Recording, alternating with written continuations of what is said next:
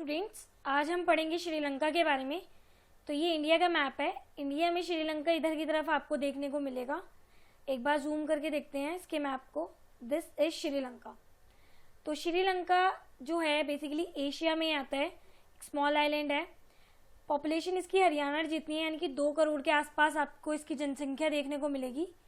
कितने तरीके के यहाँ पर लोग रहते हैं, तो 4 रिलीजन आपको देखने को मिलेंगे, बुद्धिज़्म, इस्लाम, हिंदुज़्म एंड क्रिश्चियनिटी। तो इस्लामिक आपको पता ही है कौन सा धर्म होता है, यानी कि मुस्लिम। तो ये 4 कम्युनिटी आपको देखने को यहाँ पर मिलेंगी। आगे हम बढ़ते हैं। आगे इसके बारे में ये बता रखा है कि जो 74% लोग हैं वो सिन्हालीज हैं, यानी कि सिन्हाली एक लैंग्वेज है वो बोलते हैं। 18 ऐसे जो तमिल स्पीकिंग है और 7% ऐसे हैं जो क्रिश्चियन बोलते हैं। तमिल में भी जो है 13% ऐसे हैं जो बेसिकली श्रीलंकन तमिल्स हैं। और पढ़ते हैं श्रीलंका जो है वहाँ पर सिन्हाला जो बोलते हैं लैंग्वेज वो बुद्धिस्ट लोग हैं। तमिल जो है वो हिंदू भी हैं और मुस्लिम भी हैं। क्रिश्चियन जो है वो दोनों लैंग्वेज बोल लेते हैं, तमिल प्लस सिन्हालास, और दोनों ही लैंग्वेज ये लोग बोल लेते हैं। तो इसके बारे में हम आगे बढ़ते हैं। अब श्रीलंका को जो इंडिपेंडेंस है, जो आज़ादी है, वो 1948 में मिली। और सिन्हाला जो लैंग्वेज है, जो लोग हैं यानी कि बुद्धिस्ट लोग को क्या दे दी गई, सुपरमेसी दे दी गई, यानी कि उनको सबसे पहली प्राथमिकता दे दी गई। ठीक है, और प्राथमिकता उन्हें क्यों दी गई, बिकॉज उनकी जो मेजॉरिटी थी वो सबसे ज़्यादा थी। ठीक है, और स्ट्रगल करने में भी वो लोग सबसे ज़्यादा थे, इसलिए उन्हें मेजॉरिटी दे दी गई। अब मेजॉरिटी दे दी, कोई प्रॉब्लम नहीं है, लेकिन बाकी लोगों को ना परेशानी होने लगी जो वहाँ पर रह रहे थे, जैसे कि तमिल्स हो गए। ठीक है, अब क्या क्या प्रॉब्लम हुई वो हम देख लेते हैं। तो सिन्हालीस जो थी उसको ऑफिशियल लैंग्वेज बना दिया गया 1956 के एक्ट में। तमिल्स को टोटली इग्नोर कर दिया उन्होंने, उनकी बिल्कुल भी नहीं सुनी, उनके फेवर में कुछ भी डिसीजन नहीं लिए गए। इवन सबसे पहली जो फेवर है वो किसको दिया जाने लगा, सिन्हाला स्पीकिंग पीपल्स को, यानी कि जॉब मिलेगी, गवर्नमेंट जॉब तो सबसे पहले किसे मिलेगी, सिन्हाला स्पीकिंग यानी कि बुद्धिस्ट लोगों को। यूनिवर्सिटी में एडमिशन होगा तो किसका होगा, इन्हीं का होगा। ठीक है, प्रमोटेड एंड प्रोटेक्टेड बुद्धिज्म, उन्होंने किसको बढ़ावा दिया, बुद्धिज्म को, प्रोटेक्ट भी किसको करके रखा, बुद्धिज्म को।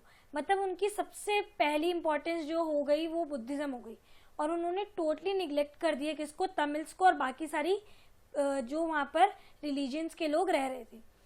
इसका परिणाम यानी कि रिजल्ट क्या आया, अब no respect to Tamil language, यानी कि तमिल लैंग्वेज को कोई भी रिस्पेक्ट नहीं दी जा रही थी।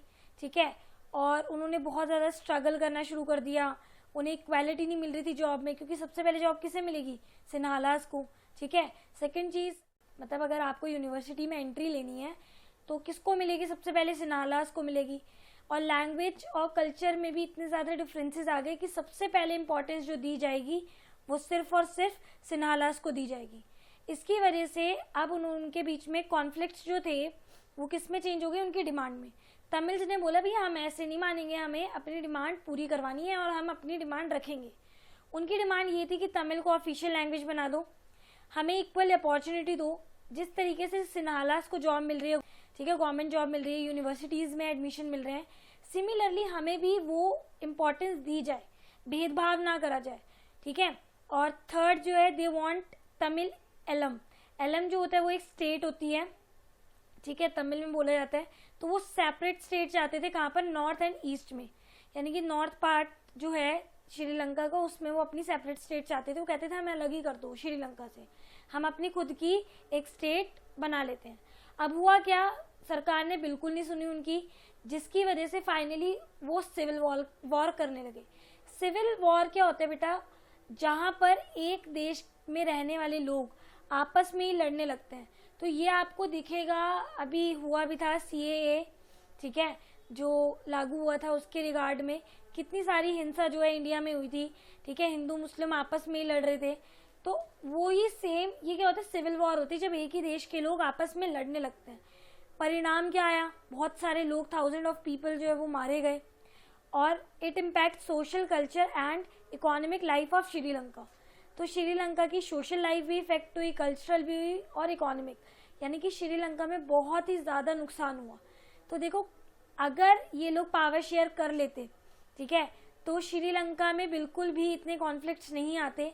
पावर शेयरिंग ना करने की वजह से कितनी ज़्यादा परेशानियाँ हुई, ठीक है, और सिविल वॉर तक हो गई। तो पावर शेयरिंग इतनी इंपॉर्टेंट है।